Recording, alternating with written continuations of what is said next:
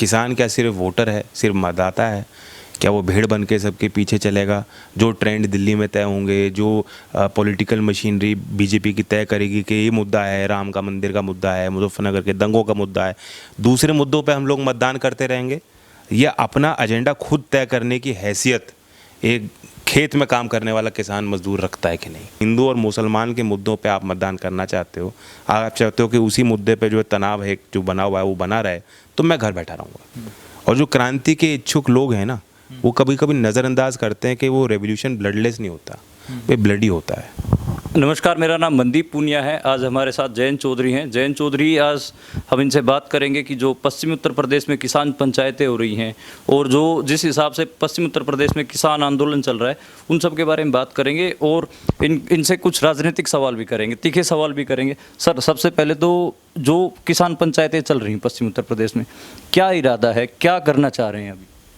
देखिए, आंदोलन लंबा चल रहा था। दिल्ली के समीप कई राज्यों से किसान उठ के आए थे, लेकिन ऐसा महसूस होने लगा कि सरकार उनकी बिल्कुल अनदेखी कर रही थी, उनको नज़रअंदाज कर रही थी। जो बड़े फैसले हम चाहते हैं सरकार ले किसान के पक्ष में, या आंदोलन की जो सुनवाई हम चाहते थे, यही महसूस हुआ कि जब तक एक पॉलिटिकल धार इसको नहीं देंगे, विपक्ष में बैठी राजनीतिक पार्टियां इस मुद्दे के साथ नहीं जुड़ेंगी, तो ये मुद्दा मुख्य धारा में नहीं आ पाएगा। इसी चीज़ को देखते हुए हमने किसान पंचायतों का आयोजन शुरू किया। सरकार कहती थी कि सिर्फ पंजाब के किसान हैं, फिर उन्होंने कहना शुरू किया सिर्फ जाट हैं। तो इसलिए इस दायरे को बढ़ाने के लिए, या मुद्दे की गूंज कहाँ तक पहुँच रही है, ये दर्शाने के लिए हमने किसान पंचायतों का आयोजन शुरू किया। दूर दराज के क्षेत्रों में कार्यक्रम हो रहे हैं, और इनमें ख़ास बात ये है कि ऐसा भी नहीं है कि मैं दिल्ली में बैठ के तय कर रहा हूँ कि वहाँ होनी है। वहाँ जिस क्षेत्र में पंचायतों का आयोजन हो रहा है, वहाँ के लोगों का दबाव है, वे चाहते हैं कि हमारे बीच में इस मुद्दे से जुड़े हुए लोग पहुँचें और हम अपनी ताकत दिखाएं। तो ये पंचायतों का आयोजन भी बड़ा ऑर्गेनिक है, नीचे से ही हो रहा है, स्वतः हो रहा है, खुद लोग कर रहे हैं ऑर्गेनाइज, और जो किसान के साधन हैं उनका उपयोग हो रहा है। ट्रैक्टर में लोग बैठ के आ रहे हैं, कोई ताम झाम नहीं है, कोई बड़ी बसें या उसमें कोई भोजन के पैकेट या कोई बड़ी बड़ी व्यवस्थाएं जो पॉलिटिकल रैलीज़ में आप देखते हैं, ना ही उस तरह के मंच। तो बिल्कुल ही खुद ही लोगों ने अपने हाथों में जिम्मेदारी ली है, और ये एक बहुत बड़ी सामाजिक शक्ति का संकेत है। इसमें एक सवाल और कि इससे कहीं विपक्ष को ये कहने का मौका तो नहीं मिल रहा है कि देखिए राजनीति कर रहे हैं, किसानों के सर पे चढ़ के राजनीति कर रहे हैं? नहीं, तो इसमें झिझक किस बात की है? किसान क्या सिर्फ वोटर है, सिर्फ मतदाता है? क्या वो भेड़ बन के सबके पीछे चलेगा? जो ट्रेंड दिल्ली में तय होंगे, जो पॉलिटिकल मशीनरी बीजेपी की तय करेगी कि ये मुद्दा है, राम का मंदिर का मुद्दा है, मुजफ्फरनगर के दंगों का मुद्दा है, दूसरे मुद्दों पे हम लोग मतदान करते रहेंगे? या अपना एजेंडा खुद तय करने की हैसियत एक खेत में काम करने वाला किसान मजदूर रखता है कि नहीं? ये फैसला लेना बहुत ज़रूरी है। जब चौधरी चरण सिंह जी के समय नेतृत्व की बागडोर किसानों के हाथ में थी, या गाँव में बैठा आदमी भी कहता था, मानता था कि सरकार हमारी है, वही अधिकार आज भी किसानों का सभी सरकारों पे बनता है। तो इसलिए ये कहना कि भी किसानों के मुद्दों पे चर्चा नहीं होनी चाहिए या पॉलिटिक्स नहीं होनी चाहिए, हर सदन में, हर पॉलिटिकल मीटिंग में, हर पॉलिटिकल ऑर्गेनाइजेशन में किसानों का वो दबदबा हो कि उनके मुद्दों की चर्चा हो। इसमें एक सवाल मेरा ये बनता है कि 1990 तक तो देखते थे कि किसान एक पॉलिटिकल क्लास थे और वो जिधर वोट करता था उधर सत्ता आ जाती थी, लेकिन 90 के बाद एक राजनीति आ रही है, और उस राजनीति से जो किसान का जो पॉलिटिकल प्रेशर था, या वो जो पॉलिटिकल पावर थी या पॉलिटिकल क्लास थी, वो कमज़ोर हो रही है। कहीं ये उसी इलाके में छटपटाहट की, किसान पॉलिटिक्स में छटपटाहट की तो नहीं कोशिश कर रहे हैं आप? नहीं, देखिए, वो कहीं ना कहीं जो भी परिवर्तन पॉलिटिक्स में आते हैं, वह समाज में जो चीज़ चल रही, जो बात चल रही है, जो भावना है, उस पर आधारित होती हैं। कभी कभी उसे तब्दील होने में वक्त लग जाता है। राजनीति में बहुत देर में वो चीज़ सामने आती है, वो समाज में अंदर ही अंदर बहुत पावरफुल होती हैं, ताकतवर होती हैं, और चलती रहती हैं। तो ये एक प्रवाह चल रहा है, एक भावना चल रही है। किसान आइसोलेटेड है, किसान की पॉलिटिक्स तहस नहस हो चुकी, बिखराव पैदा हुआ, हम लोग आपस में लड़ लिए। हरियाणा का यूनिट यूपी के यूनिट को नहीं मानता, कोई पॉलिटिकल मेन स्ट्रीम में पार्टियां मैनिफेस्टो में किसान को तरजीह देती हैं, सत्ता आने के बाद काम नहीं करती हैं, सिर्फ इसलिए क्योंकि उनको लगता है कि किसान वोट बैंक नहीं है, किसान वोट की चोट हमें दे नहीं सकता, हम उसे दूसरे मुद्दों पे जो है डाइवर्ट कर देंगे। ये विश्वास सभी पार्टियों के अंदर बन गया। तो कहीं ना कहीं ये छटपटाहट है, मैं तो खुल के कहता हूँ, ये एक फ्रस्ट्रेशन किसानों को इस बात को लेकर है। और अब एक नई उम्मीद जागी है कि हम किसान की पंचायत कर रहे हैं, हम और कोई मुद्दे की बात नहीं कर रहे। और भी मुद्दे हैं, बड़े बड़े मुद्दे हैं, यूथ से जुड़े हुए मुद्दे हैं, एजुकेशन से जुड़े हुए मुद्दे हैं, रोज़गार को लेकर तनाव हैं, आर्थिक तंगियां हैं, वे सारे मुद्दों को हम बात करते हैं। लेकिन मेन फोकस हमारी किसान की पंचायतों में किसान है। तो किसान की पंचायत में किसान के मुद्दों पे, किसान के आह्वान पर अगर किसान जुटने लगें और एज अ पॉलिटिकल फोर्स वो अपने आप को देखने लगें, तो ये एक शुभ संकेत है। अच्छा, इसमें ये भी है कि जब संसद है करोड़पतियों का क्लब बन चुकी है, तो उसमें मतलब अगर कल को किसान पॉलिटिकली स्ट्रॉन्ग भी हो गए तो वो कैसे अपना नेता देखेंगे, किसको भेजेंगे, और क्या वो जाकर उस करोड़पतियों के क्लब में जाके बात ही कर पाएगा अपने हक की? ये आपने बड़ा सवाल पूछा है, और बिना उस तंत्र के राजनीति में भी अब असंभव सा हो गया है कि कोई भी आदमी अपनी जगह भी बना पाएगा, क्योंकि आपको एक तंत्र चाहिए, आपको वर्कर्स को भी फीडिंग करनी पड़ती है, सोशल मीडिया में आपको अपनी बात रखने के लिए एक ताकत आपके साथ चाहिए। लेकिन आज फिर भी मैं कह रहा हूँ कि एक माहौल आप देख रहे हो कि एक किसान की लगातार 100 दिन से चर्चा चल रही है। अब आज 108 दिन हो चुके, सोशल मीडिया पे ट्रेंड हो रहा है, ये पहले कभी नहीं था। तो हो सकता है सोशल मीडिया जो एक डेमोक्रेटिक प्लेटफॉर्म है, हर एक आदमी की अपनी आवाज़ है, या मेन स्ट्रीम मीडिया से जो नैरेटिव बनते हैं वो एक तंत्र के आधार पे बनते हैं, उसके पर्दे के पीछे बहुत बड़ी बड़ी ताकतें होती हैं। लेकिन यहाँ तो कोई भी ट्वीट कर सकता है, कोई भी फेसबुक पे पोस्ट कर सकता है। तो हो सकता है अब हम एक इन्फ्लेक्शन पॉइंट पे हों, एक ऐसे परिवर्तन हमारे समाज में, सोसाइटी में आने वाला हो, और अब अभी वो उसकी शुरुआत हुई हो कि राजनीति में भी ये दखल हो, समाज में भी इनकी दखल बढ़े, और ये इच्छा अगर वोटर जाहिर करेंगे कि भाई हमें ज़्यादा खर्चीला नहीं चाहिए आदमी। प्रधानी के चुनाव में भी आपको पता है, जो ज़्यादा खर्च करता है उनको अगर वोटर तरजीह देगा तो उसी तरह की पॉलिटिक्स आगे बढ़ेगी। सिमिलरली विधानसभा के चुनाव अब करीब आएंगे यूपी में, अगर लोगों को वही पसंद है कि भाई शराब बटे और खर्चा हो, तो फिर माफिया और क्रिमिनल और इसी तरह के लोग जिन्होंने बहुत आसानी से पैसे नोट कमाए, वही लोग हावी होंगे और वही लोग जीतेंगे। हो सकता है किसान की बात करके जीतें, लेकिन वो काम नहीं करेंगे। तो ये एक बहुत बड़ी चुनौती है। मतदाता के रूप में भी हमें सतर्क रहने की ज़रूरत है, पहचान करने की ज़रूरत है, और जितना जहाँ तक संभव हो कैंडिडेट की भी सिलेक्शन की आवश्यकता है कि उसका बैकग्राउंड ऐसा कोई ना हो कि जो धूमिल करे। हम बहुत कॉन्शियस हैं इस बात को लेकर के। सबसे पहले मैं तो इस बात को कह रहा हूँ क्योंकि यूपी में जैसे आप देखें महिलाओं के विरुद्ध अपराध बढ़ता जा रहा है और गैर बराबरी है समाज में। तो हमारी शायद पहली पॉलिटिकल पार्टी जो कह रही है कि अगर महिलाओं के विरुद्ध कोई भी संगीन अपराध, कोई मुकदमा किसी पे दर्ज होगा, हम उसको चुनाव नहीं लड़ाएंगे। तो शुरुआत पॉलिटिकल पार्टीज़ को भी करनी पड़ेगी और ऐसे पहल का समर्थन मतदाताओं को भी करना पड़ेगा। इसमें एक सवाल ये भी कि आपकी जो कर्म भूमि है, यानी कि जहाँ पर आपकी पार्टी है, वो असल में आरएसएस की प्रयोगशाला भी रही है। 2013 हमने देखा, और अभी नारा भी चल रहा है, अयोध्या एक झांकी है, काशी मथुरा बाकी, तो मथुरा भी पश्चिम उत्तर प्रदेश का एक हिस्सा है। तो कहीं उस फोर्स के जिस तरीके से 2019 में 2014 में आप लोग पिस गए, 2024 में कहीं वो हो गया तो? देखिए ये कोई पुरानी बात नहीं है। पुराने समय पे आप देखोगे तो यहाँ गंगा जमुनी तहजीब की जड़ें बहुत मजबूत रही हैं और ये तो नई परंपरा अब स्थापित होने जा रही है 2013 के बाद, क्योंकि वो एक ऐसा इवेंट था कि बहुत वो ट्रॉमेटाइजिंग इवेंट था जिसने वहाँ के समाज के ढांचे को ही तहस नहस कर दिया, सोशल फैब्रिक को ख़राब कर दिया।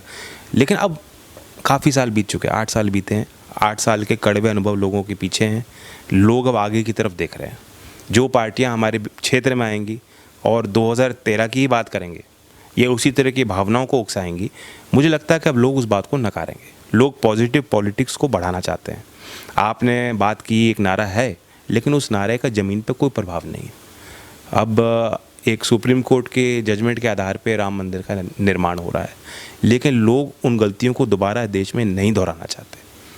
किसी भी धर्म समुदाय से जुड़े हुए व्यक्ति की भावना आहत ना हो, संवैधानिक मूल्यों की रक्षा हो, सबके हितों अधिकारों की रक्षा हो, इसके लिए हम सबको सतर्क रहना पड़ेगा।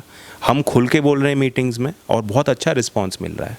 मैं तो कह रहा हूँ, मैंने बल्कि मथुरा में एक पंचायत हुई थी, वहाँ मैंने कहा था कि अगर आप चाहते हो कि हिंदू और मुसलमान के मुद्दों पे आप मतदान करना चाहते हो, आप चाहते हो कि उसी मुद्दे पे जो तनाव है जो बना हुआ है वो बना रहे, तो मैं घर बैठा रहूँगा। लेकिन सबने हाथ खड़ा करके कहा नहीं, निकलो, हमारे बीच आओ, मैदान में चलो।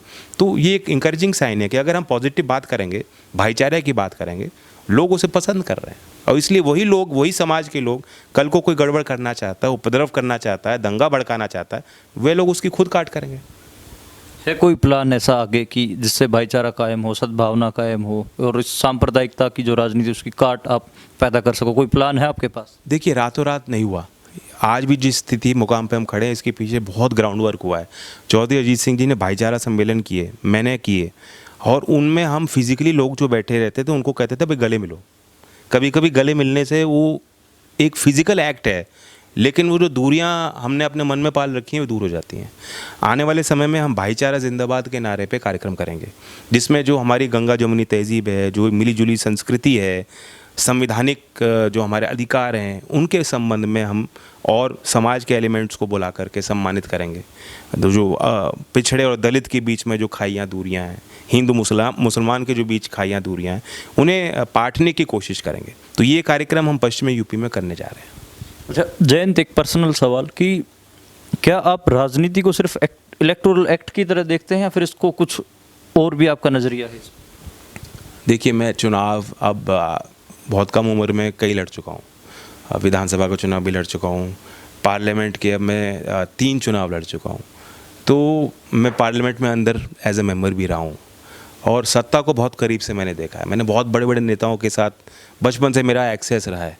चौधरी चरण सिंह बहुत बड़ी शख्सियत थे, एक बहुत बड़ा मूवमेंट का नाम चौधरी चरण सिंह है। चौधरी अजीत सिंह जी के पास बहुत बड़ा प्लेटफॉर्म था और उन्होंने बहुत काम किए, बहुत पावर को बहुत करीब से उन्होंने देखा, केंद्रीय मंत्री रहे। तो ऐसा नहीं है कि मुझे लगता है कि मुझे कुछ पाना है या कुछ हासिल करना है या मुझ पे कोई दबाव है कि मुझे चौधरी चरण सिंह जी की तरह अपने आप को साबित करना है। नहीं, I think at a individual level किसी को कुछ नहीं पता होता कि क्या आपको मौके मिलेंगे। ये तो एक जिम्मेदारी है, ये तो एक विश्वास है। जनता ने आपको जिम्मेदारी दी, आप उसको निभाएं। अगर आपको एमपी नहीं चुना है तब भी आप सोसाइटी का हिस्सा हो। मेरे लिए यही है कि जो बड़ी लेगेसी है, जो वैचारिक दृष्टिकोण रहा, मैं उसको मजबूत करूं। आने वाली पीढ़ियां समझें कि उनका इतिहास क्या है, वे समझें कि चौधरी चरण सिंह जी के कितने बड़े कॉन्ट्रीब्यूशंस रहे, वे भावना उनके मन में रहे, वो आदर्श उनके मन में रहे। अगर उतना ही रह जाता है तो मेरे लिए बहुत कुछ है। बाकी politics is about elections.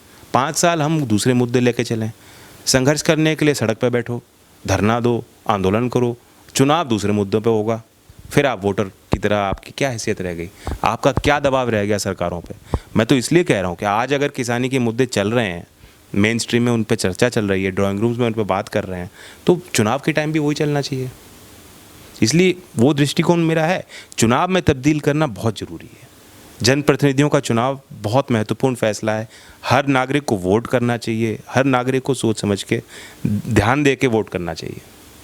Jayant का क्या मॉडल है, मतलब क्या ऐसा मॉडल हो अगर जयंत पावर में हो तो वो कुछ बदलाव कर पाएँ, या फिर ऐसी क्या छड़ी घुमाएंगे कि जिससे चीज़ें मतलब एक ट्रैक पे आएंगी? नहीं, छड़ी तो कोई भी नहीं है। बहुत आज भी जो लोग पावर में हैं गलतियां भी करते हैं, कुछ अच्छे काम भी करते हैं।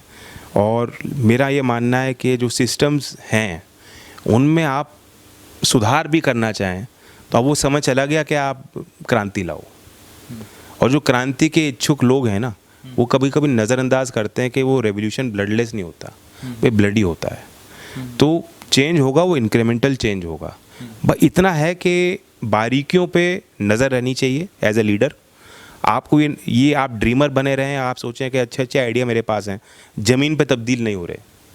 जैसे कि मोदी जी बड़े अच्छे अच्छे आइडिया, बड़ी अच्छी अच्छी बड़ी बड़ी बात करते हैं और जो पिछली बात बड़ी कही उससे और बड़ी बात लेके आते हैं, लेकिन ज़मीन पे पुराना आइडिया वो भूल जाते हैं, नया नाम देते हैं, अगले नाम पे पहुंच जाते हैं। तो उनकी फाइल चेंज होती रहती है। तो कम से कम एज ए लीडर मेरा ये ध्यान रहेगा कि जो अगर मैं सिर्फ 5 चीज़ लेके चल रहा हूँ, लेकिन वो लागू होनी चाहिए। आपको मौका बार बार नहीं मिलेगा। 5 साल का आपका टर्म है, 5 साल में दिन रात एक करके सारी ऊर्जा लगा करके, ताकि कम से कम 5 साल बाद को मैं भी पीछे मुड़ के देखूं तो मुझे लगे कि मैंने ये किया। एज एन एमपी मेरे क्षेत्र में सबसे बड़ा मूवमेंट चल रहा था 2009 में भूमि अधिग्रहण कानून को लेकर था। हमारे यहाँ बड़े बड़े मूवमेंट हुए, गोलियाँ चली। जब गोलियाँ चली, मैं मथुरा में था, एक गांव में मीटिंग कर रहा था, मुझे पता लगा बाजना में गोली लग गई। तब ये हवा चली, 13 लोग मारे गए, कितने लोग घायल हो गए। मीटिंग छोड़ के मैं तुरंत वहाँ भागा। मैं वहाँ पहुँचा नहीं था तब तक उन्होंने जो है घेराव कर दिया था पुलिस थाने का, पुलिस थाने को फूंक दिया था। तो इतने तनाव के बीच में भी वहाँ गया, तो मतलब आप समझ सकते हैं कि सबसे बड़ा इशू था। मैं एमपी बना, मैंने पहला काम ये किया कि उसको एक कम से कम एक ढांचे ऐसे हम बनाएं, देश में कानून ऐसे बनाएं कि लाभ मिल पाए। उस मूवमेंट को हमने तब्दील किया, एक नया कानून बना। I was the only MP जिसने एक private bill, land acquisition bill को लेकर पेश किया। जिस सत्र में मैंने पेश किया, उसी सत्र में सरकार ने अपना बिल कानून लाए। दिल्ली में हम किसान को लेके आए, जंतर मंतर पे हम बैठे। उसी शाम को मनमोहन सिंह जी जो पीएम थे, हमने उनसे मुलाकात की, उनका बयान आया कि हम अगले सत्र में पार्लियामेंट में कानून लाएंगे। तो एक प्रेशर हमने बनाया, एक मूवमेंट लोगों ने चलाया और उसका असर आपको दिखाई दिया। सदन, देश की संसद पे उसका प्रभाव आपको दिखाई दिया, देश की सरकार पे आपको उसका प्रभाव दिखाई दिया और कानून बना।